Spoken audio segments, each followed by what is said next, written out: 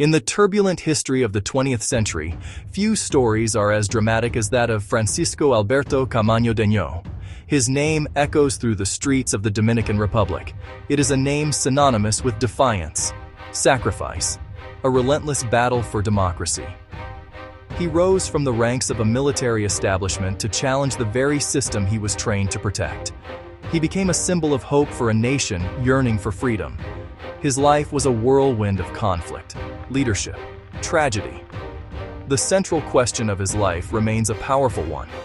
Why would a man with a privileged military background risk everything, his career, his family, his very life, for an idea, for the restoration of a constitutional government? To understand Francisco Caamaño, we must first look to his origins. He was born on June 11, 1932, in San Juan de la Maguana. This was a family deeply entrenched in military traditions. His father, General Fausto Caamaño Medina, was a high-ranking officer. He served under Rafael Leónidas Trujillo. From his earliest days, Francisco was surrounded by discipline, the hierarchy, the power of the armed forces. It was a world he knew well, almost predetermined. This upbringing shaped him, instilling a sense of duty and command. He joined the Dominican Navy as a young man. His ascent through the ranks was swift. He was not just another officer. He was seen as capable and determined. His career led him to command the White Helmeted Corps. This was during the final decaying years of the Trujillo dictatorship. He was an insider, part of the structure that gripped the country for decades. Yet deep within him, different principles were taking hold. A belief in more than following orders. What transforms a guardian of the state into its most formidable opponent? This is the core of Caamaño's story, a journey from soldier to revolutionary. After Trujillo's assassination, the political landscape began to fracture. Caamaño found himself at a crossroads. The country teetered between the promise of democracy and the threat of a return to authoritarian rule. His convictions would collide with political realities. He would be forced to choose, a choice that would define his legacy and shape his nation's destiny for generations. That was the beginning. That was the stage for Caamaño's defining moment was set in 1963. For the first time in decades, the Dominican Republic had experienced a taste of true democracy. Dr. Juan Bosch, a respected intellectual and writer, was elected president. His victory represented a new dawn, a break from the long night of the Trujillo regime. Bosch's government aimed to enact social reforms and establish a new constitution that guaranteed civil liberties. It was a period of immense hope and optimism. But this democratic experiment would be tragically short-lived. The old guard, the military elites, powerful business interests, saw Bosch's progressive agenda as a threat. Just 7 months after taking office, President Bosch was overthrown in a military coup. The promise of democracy was shattered.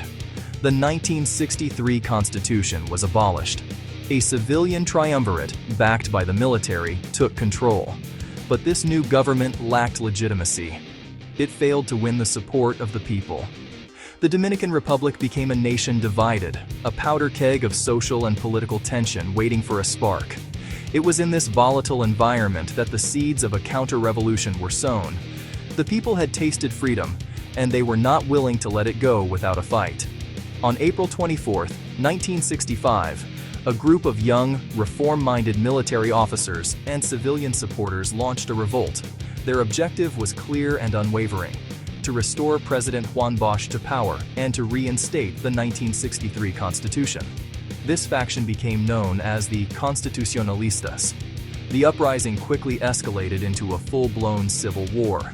The streets of Santo Domingo became a battlefield, pitting the constitutionalist rebels against the loyalist military forces. The nation was at war with itself. It was into this chaotic and bloody conflict that Colonel Francisco Alberto Caamaño Deño stepped forward. He was not initially the most senior leader of the revolt, but his courage, his charisma, and his tactical skill quickly set him apart. He led from the front, inspiring his fellow soldiers and the civilians who joined their cause.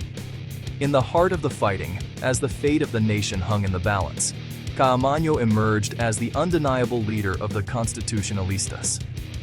He became the face of the revolution, a military man fighting not for power, but for principle.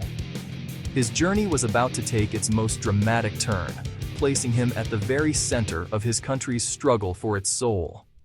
Following the initial success of the uprising, Santo Domingo became a divided city, the epicenter of the Civil War.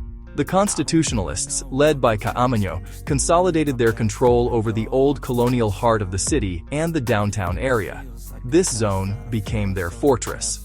The iconic Duarte Bridge, which connected the city center to the San Isidro Air Base in the east, became the main front line. The Loyalist forces, calling themselves the Loyalists, were commanded by General Elias Wesson y Wesson. Their strength lay in superior firepower, with control of the Air Force and the tank divisions at San Isidro. On April 27th, Wesson y Wesson launched a massive counteroffensive.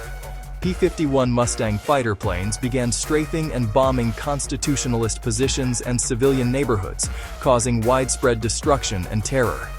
His tanks then attempted to storm across the Duarte Bridge to crush the rebellion once and for all. The battle for the bridge was a brutal, close-quarters affair that would determine the fate of the revolution. Against all odds, the constitutionalist forces managed to hold the line at the Duarte Bridge. The defense of the bridge was a stunning military victory for the rebels. It electrified their supporters and solidified Caamaño's status as a military hero, the man who had stopped the tanks with a force of popular will.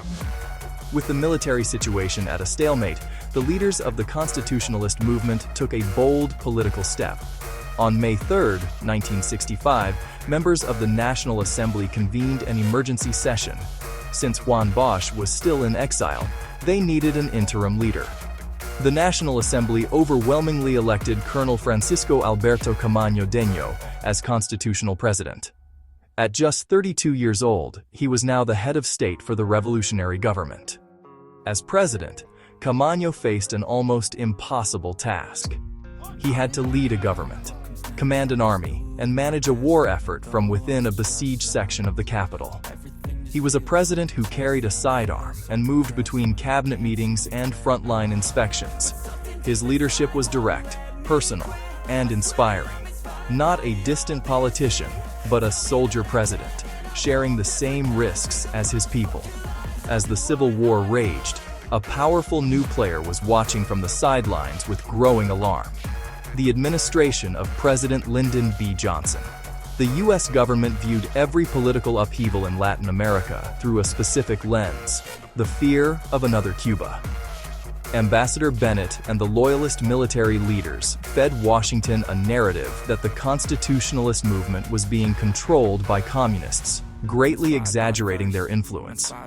On April 28, 1965, the first wave of U.S. Marines landed. This was the beginning of Operation Power Pack. Within days, the number of American troops on the ground swelled dramatically, ultimately exceeding 22,000 soldiers.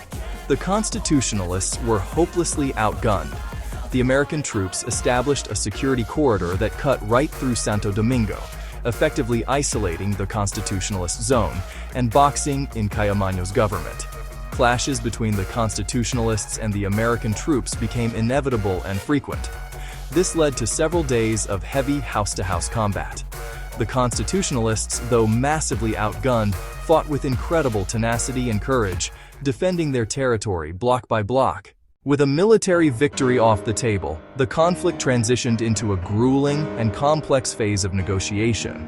The Organization of American States, under heavy influence from the United States, stepped in to mediate. Caamaño and the Constitutionalists insisted on their core principles. On the other side, the United States and the Loyalist faction were determined to prevent Juan Bosch from ever returning to power. Ultimately, Caamaño was forced to recognize the impossible reality of his situation. His forces were exhausted, and his people were suffering. With a heavy heart, he agreed to a reconciliation plan. It was a bitter compromise, far from the total victory they had fought for. On August 30th, 1965, Francisco Alberto Caamaño Deño officially resigned. He called on them to support the provisional government and to continue the struggle for democracy through peaceful means. As part of the reconciliation agreement, the key military leaders were to be sent abroad into diplomatic exile. Francisco Caamaño was appointed military attaché to the Dominican Embassy in the United Kingdom. He left his homeland for London, trading the battlefields of Santo Domingo for the quiet, gray streets of a foreign capital. It was a gilded cage, an honorable discharge that felt like a punishment. He watched from afar as the political situation in the Dominican Republic unfolded. For Caamaño, this was the ultimate sign that the old guard had won.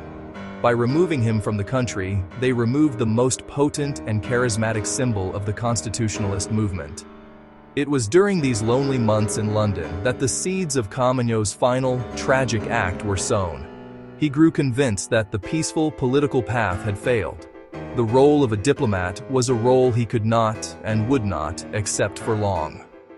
In 1967, he made a dramatic decision. He abandoned his diplomatic post. He effectively disappeared from public view.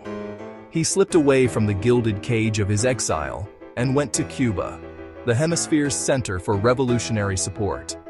His arrival in Cuba marked the beginning of the final clandestine chapter of his life.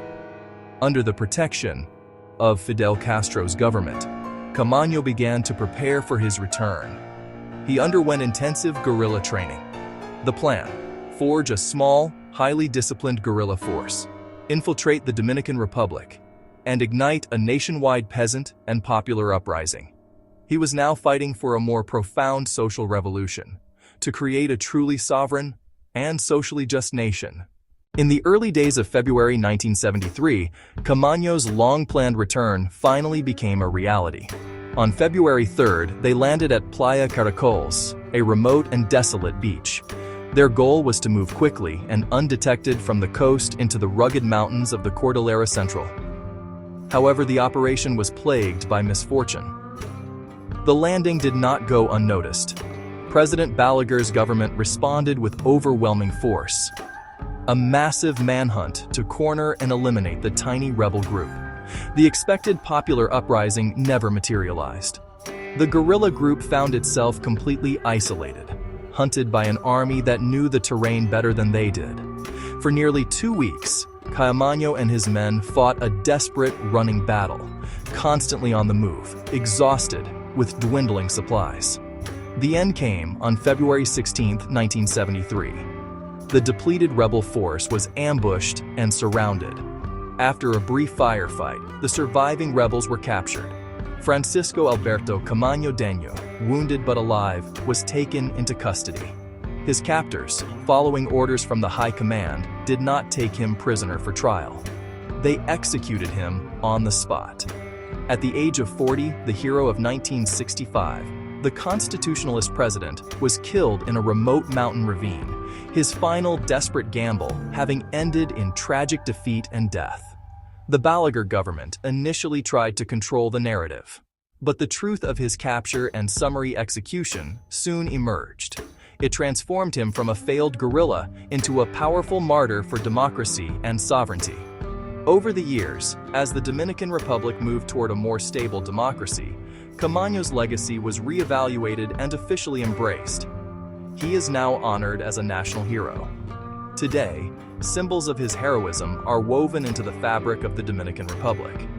A major avenue, a bridge, and a prominent metro station all bear his name to keep his story alive. His remains were recovered years later and interred in the Panteón de la Patria. He rests alongside the founders of the nation, his place in history secured. Francisco Caamaño's life remains a story of principle, courage, and sacrifice. He risked and lost everything for an idea, that a nation's laws are more important than its generals, and that the will of the people is the only legitimate source of power. His legacy is not victory in battle, but the moral force of his commitment to democracy, a legacy that continues to inspire those who believe in a free and sovereign Dominican Republic.